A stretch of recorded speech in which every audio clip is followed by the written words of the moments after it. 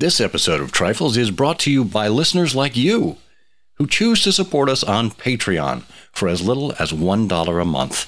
Go to patreon.com/trifles to learn more. Welcome to Trifles, a weekly podcast about the Sherlock Holmes stories. It is, of course, a trifle, but there is nothing so important as trifles. Yes, the beaches were copper, the pince-nez was golden, and the blaze was silver, but there are so many other details to pick apart in the stories. Pray, be precise as to details. You know the plots, but what about the minutiae? Have you ever stopped to wonder about the difference between Holmes's pipes? Or how often he smokes cigars versus cigarettes? Or what Egyptian cigarettes are like? You are very inquisitive, Mr. Holmes. It is my business to know what other people don't know. Scott Monty and Burt Wolder will have the answers to these questions and more in Trifles. The game's afoot.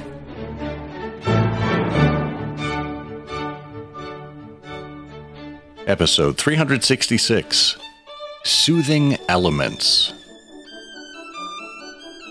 Hello and Happy New Year, and welcome to Trifles, the Sherlock Holmes podcast where we get into the details in the Sherlock Holmes stories. I'm Scott Monty. I'm Burt Wolder. And Burt, I always find you a soothing presence. Oh, I'm so sorry to hear that. That must mean that the rest of your life is in such terrible disarray that only Yes. by talking to someone who is completely out of his mind can possibly provide any distraction for you. But on the other hand, always. But on the other hand, I like the complimentary nature of that. So thank you for that compliment. Oh, you're very welcome. Well, we hope to bring some soothing elements to our listeners as we enter Season 8 of Trifles here. You may have noticed something different about the opening, and that is we are without a sponsor for the first time in a while.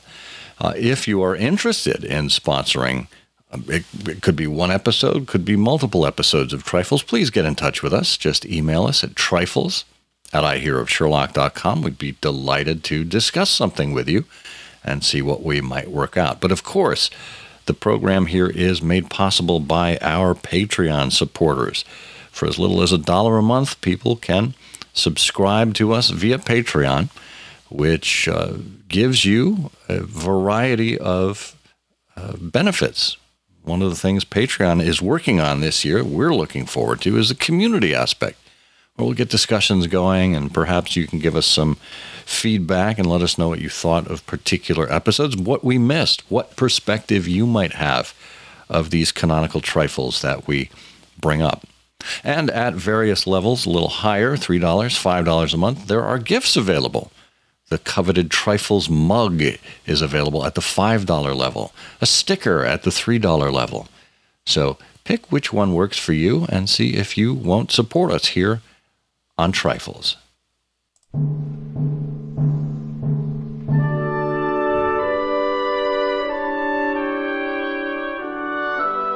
Okay, well, we are pleased to jump into this first episode of the season. This was recommended to us by listener Kathy Nichols. Her email actually suggested two different topics to us. And if you, like Kathy, submit some suggestion for a Trifles episode to us, and we use it and mention you on the air, well, you'll get something from the Trifles vaults. So what an incentive to contribute to our intellectual property here. But Burt, since you first flagged this email, why don't you lead us into it?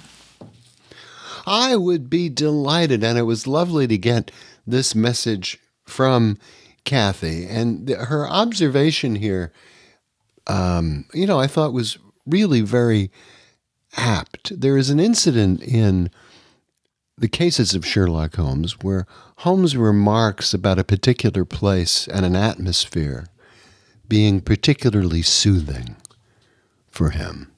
And we're going to be talking separately in another episode of Trifles about that place and that class, that category of location.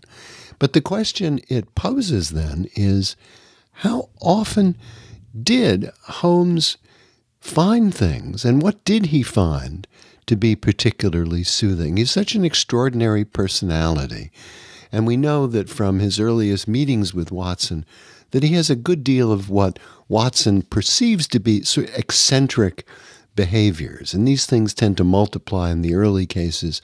And then as their careers together go on, Holmes and Watson, Holmes becomes perhaps, a little bit less extravagant. But the question there is, what did he particularly find soothing? I mean, we know, for example, his chemistry experiments.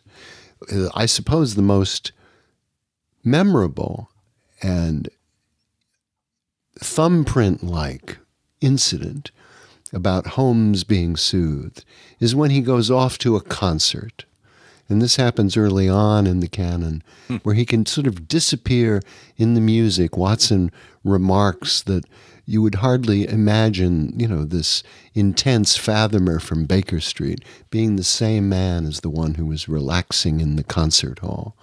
But so we thought we would discuss these sorts of incidents and other things that touch on the soothing nature and talents of Sherlock Holmes.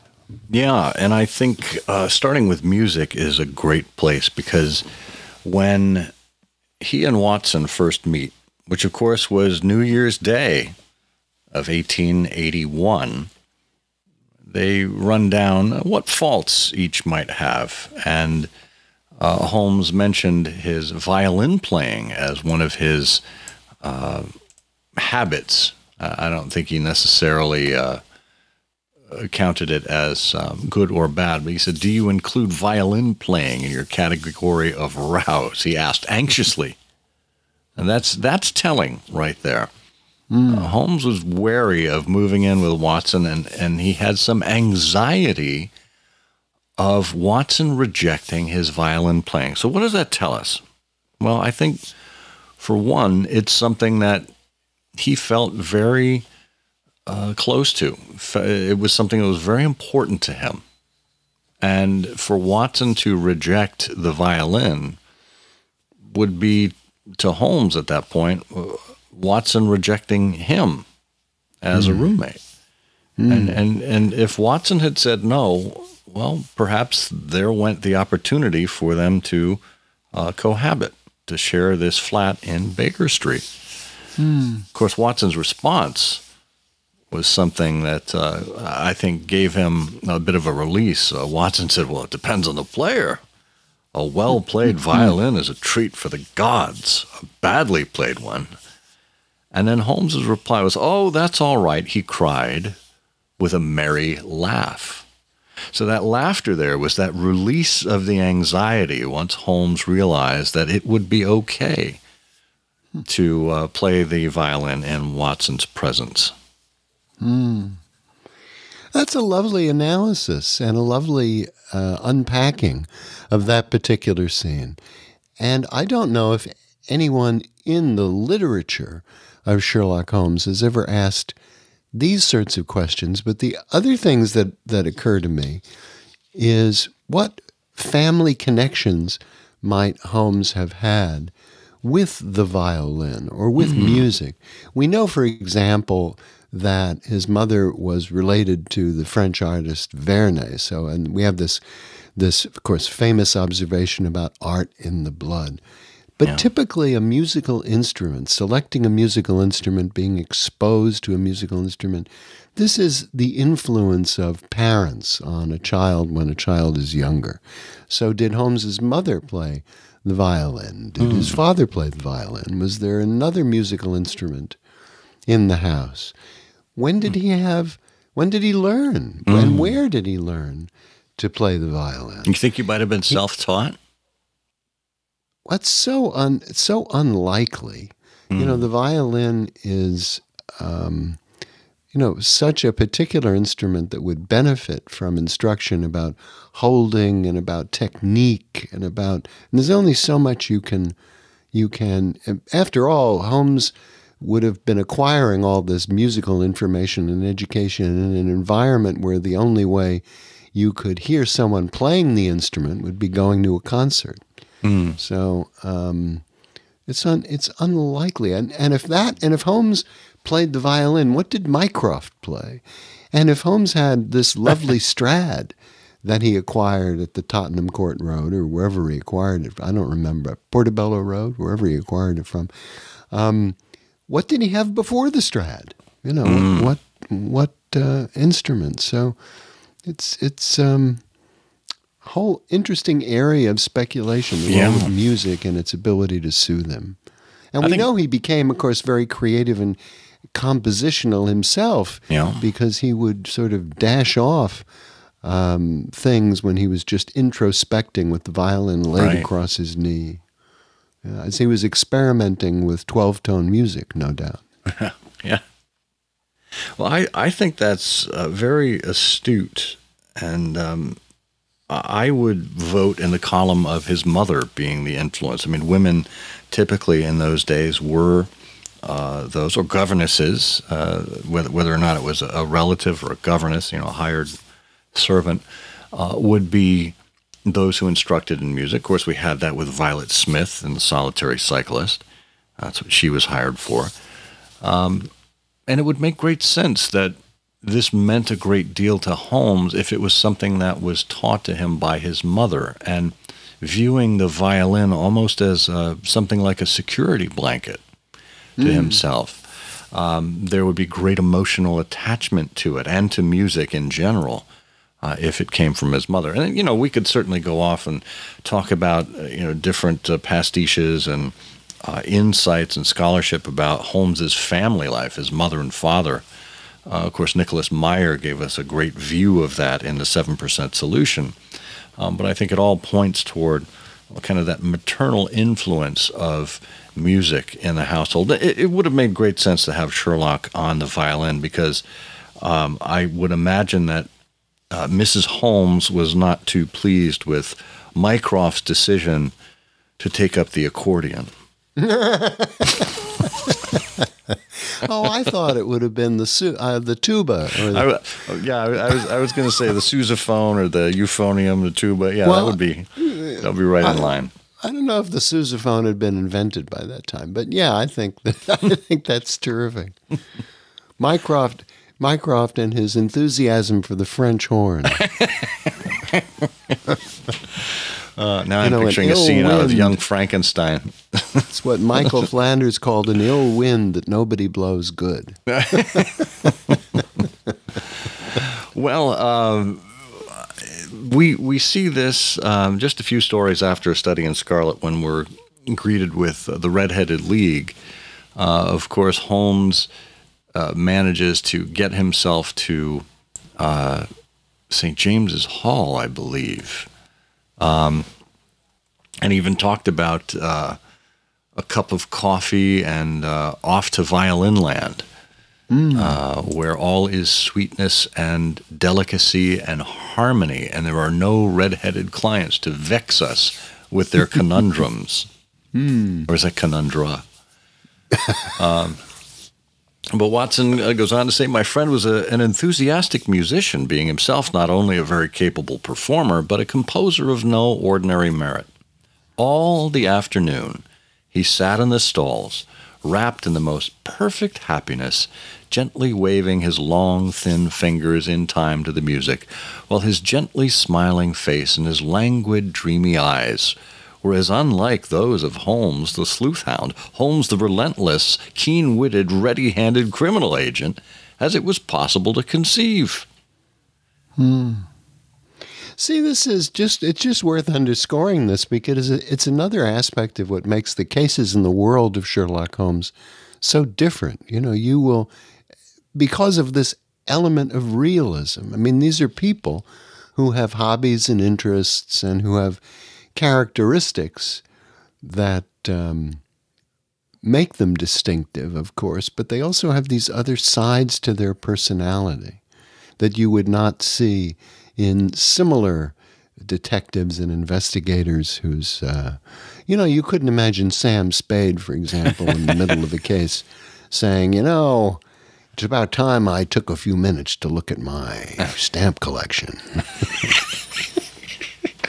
I wonder if I could get one of those 2-cent 1913 blues. I'm having trouble with my stamp collection. This problem has really got me licked. But no, you're right. This is more of a three-dimensional character through these very subtle and almost side-stage whispers of what was going on. It gave Holmes more personality. But it also gives, it makes Watson's role as the reader's representative and as the storyteller even more valuable, and it makes Watson more authentic because he notes and is surprised by this. That's why he's telling us, gee, you wouldn't expect that, but here's this. So the whole thing really works very well together. Yeah, yeah. Well, so, we also have other instances of Sherlock Holmes being soothed. We know he loves Turkish baths, that he and Watson will occasionally go off for a Turkish bath. And this was sort of an elaborate experience where you'd go from steam to heat to cold to drying off. I mean, this was quite a process. We know that occasionally he'll take out his pistol and make holes, at least once, make holes in the wall. That's not soothing for anyone else in the household, but No. And his chemistry experiments, of course, and I wouldn't call his 7% solution of cocaine soothing. It's something that he does to sort of undistract himself. It's interesting because I think it was Sign of Four, where it opened with Watson asking, "Is it morphine or cocaine?" He says, "It's cocaine."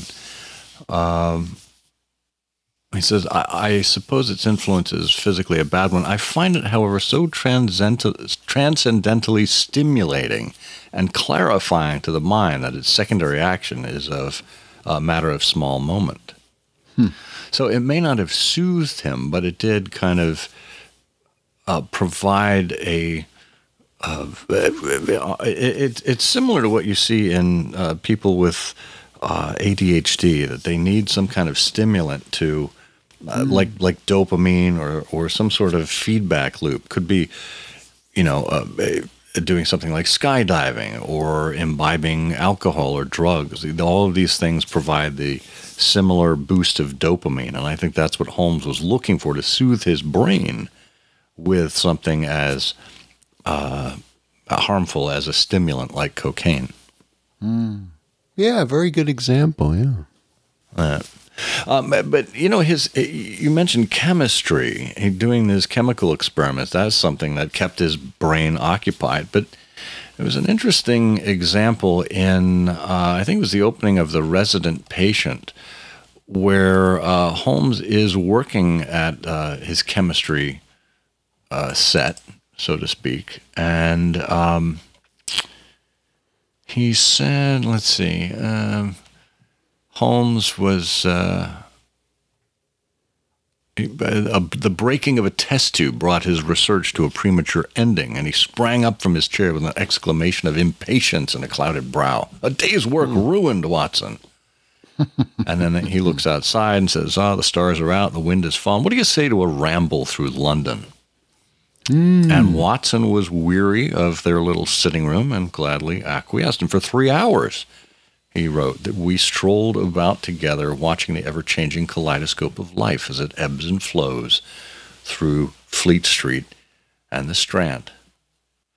And so this is an example of ambulando, solvitur ambulando. It is solved by walking, right? Where so many people, I think, find solace in just the soothing nature of nature itself, going out, enjoying some fresh air, refreshing your view, and being physically active. Yeah, it's a great example. I like that a lot. And it's no small thing, a 3-hour walk. You can imagine, that's being sort of a little substantial exercise for both Holmes and Watson. It's very gratifying. Two, on chemistry, it's something we'll probably come back to in future episodes of Trifles, but I wonder how really relaxing that was for Sherlock Holmes, because we know at different points when he's dealing with chemistry, he's either looking to determine a fact for a case. We have this great incident where he says, if this paper turns, a particular color, it means a man's life, basically, he says. But also, I wonder what he was trying to learn, what he was trying to discover. What his intellectual pursuits that involved the chemistry table were as he was trying to determine. Who knows what he was actually trying to determine or discover. Well, or that research. sounds like great concept for a future episode. So let's put a bookmark in that.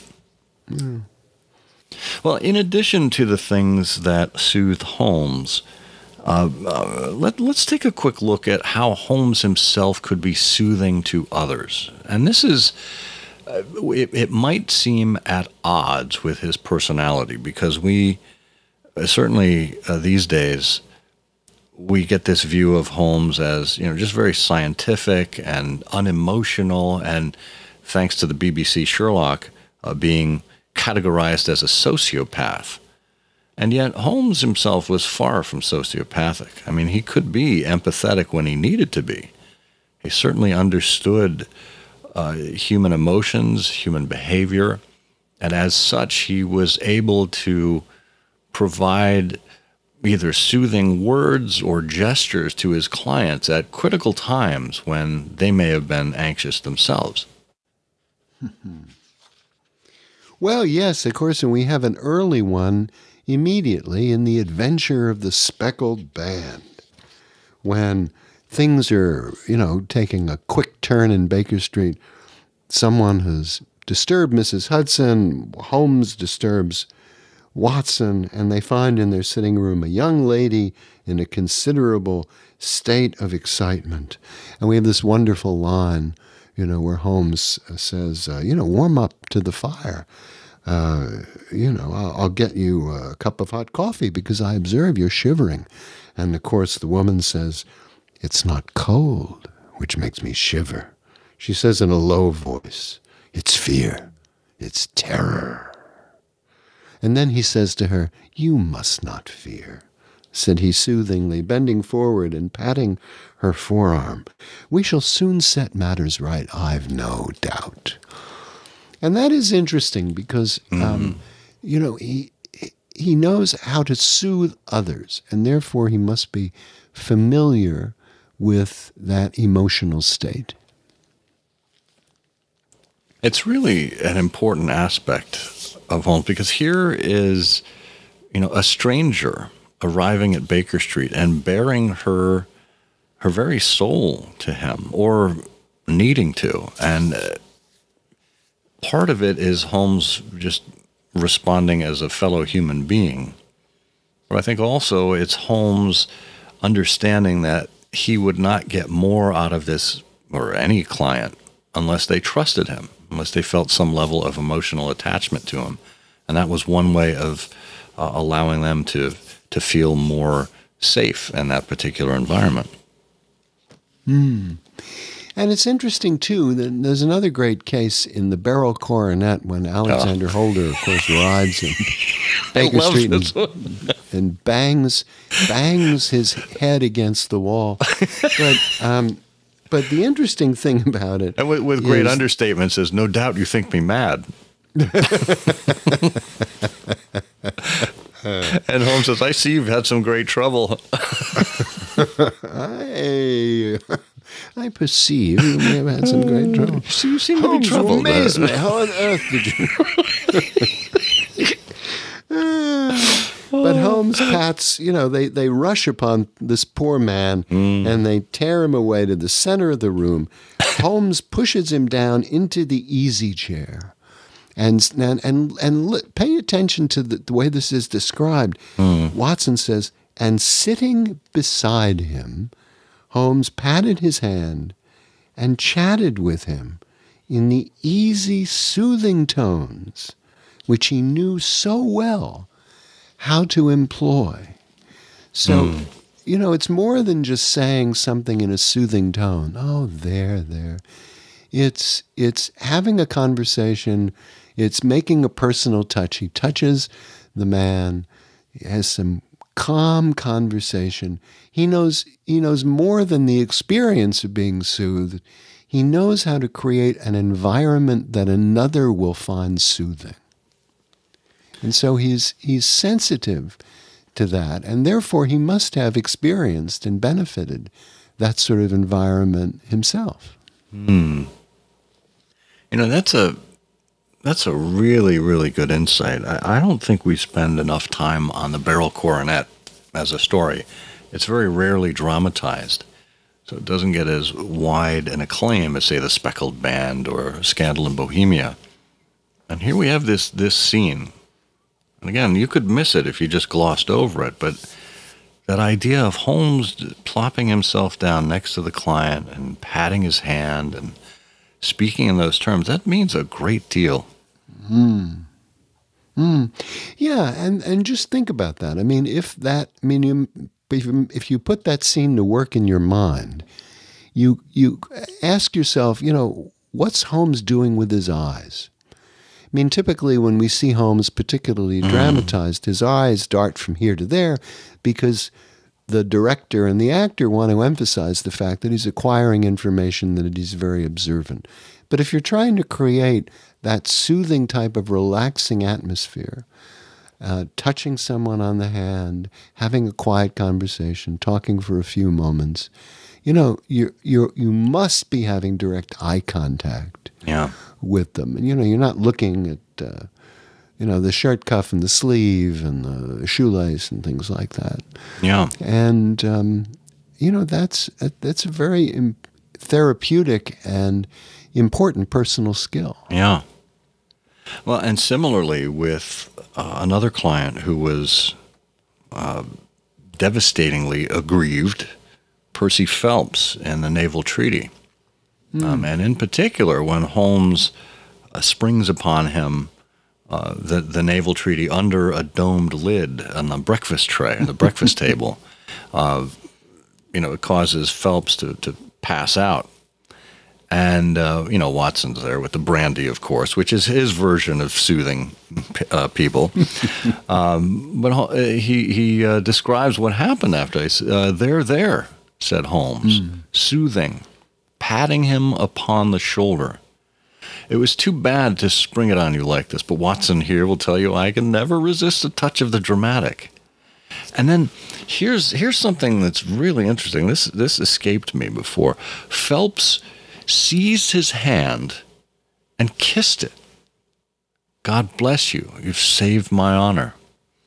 So there's Holmes reaching out, patting the client on the shoulder, soothing him, and the client being so grateful for the gesture and the solution that he kissed Holmes' hand. Yeah, this is a big deal, particularly in the Victorian culture when demonstrable emotion and gratuitous physical contact, was a rare thing, I think. Yeah, yes, indeed. Well, there's just a handful of other mentions of Holmes's soothing nature. Wisteria Lodge, again, an anxious client, John Scott Eccles. Holmes says, "Pray sit down, Mr. Scott Eccles," said Holmes in a soothing voice. So again, applying that, just the tone of his voice could somehow reflect back on the client and get them to understand that they need to get themselves in order as well. Yeah. Well, yes, exactly. And then there's the cardboard box, where Holmes is talking to Miss Cushing, who is clearly agitated by this entire situation, and she barks at him, "What's the use of asking me questions when I tell you I know nothing whatever about it?" "Quite so, madam," says Holmes in his soothing way. I have no doubt that you've been annoyed more than enough already over this business. Yeah, and again, the client that's freaking out in the three Garadebs, we find Nathan Garadeb, is oh no, excuse me, this is goodness, this is the evildoer, right? That, John we will Garadeb. Soon, yes, we John will soon Garadeb. know him to be right. The evildoer. So Holmes began to draw some conclusions about him, and he was getting worked up. He thought that we know now that he thought that he was being discovered, but Holmes had in some way ruffled our visitor, whose chubby face had assumed a far less amiable expression. Patience, Mr. Garadeb, said my friend in a soothing voice. Dr. Watson would tell you that these little digressions of mine sometimes prove in the end to have some bearing on the matter. As it will in this case. Oh, yes, it will. In a few pages.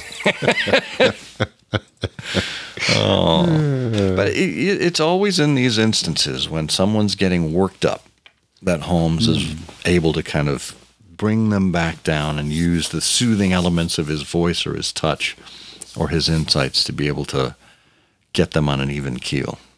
It's interesting. I thought just a moment ago about the problem of Thor Bridge in cases where Holmes did not employ the soothing nature. And he's perfectly capable of realizing, because of his diagnostic, perhaps, sensitivities, when soothing is not what's called for. And so when Neil Gibson wants to charge away because he's unhappy with the experience he's just had talking to Sherlock Holmes, Holmes is perfectly happy to see the back of him because he knows that he's going to be back shortly.